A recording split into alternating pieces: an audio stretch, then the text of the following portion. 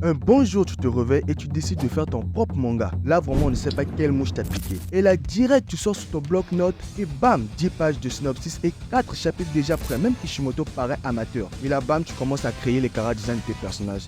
Et tu commences à dessiner ton personnage fort, bien stylé, charismé, beau, sapé comme jamais. Avec une bonne musique entraînante. C'est comme si on était en pleine bataille dans Naruto. C'est quoi ce script de dégénéré? Bon, bref, voilà.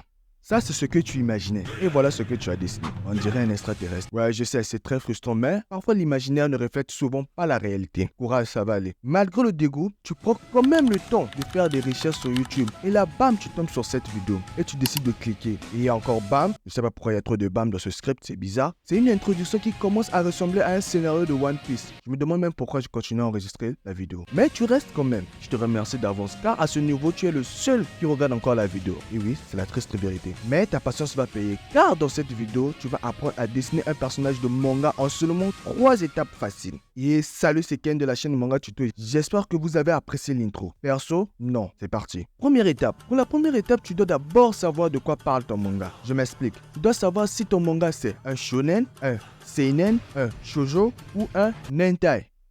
Bah, y'a quoi à me regarder avec un air chelou? Donc, tu veux me faire croire que tu n'as jamais regardé d'hentai? Un solo, on va. Du coup, je disais, après avoir défini le genre de ton manga, on passe directement à l'étape 2. Pour cette étape, tu dois maintenant relire tes 10 chapitres de synopsis pour déterminer l'univers de ton manga. Attends un peu, je me suis pas trompé de script? Celle-ci ressemble plus à un scénario de Deadpool et Wolverine qu'à un tuto.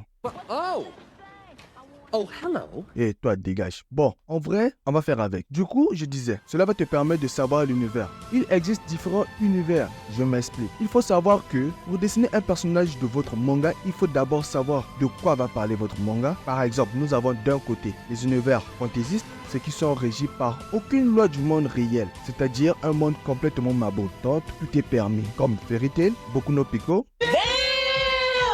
Bah quoi, laissez-moi finir.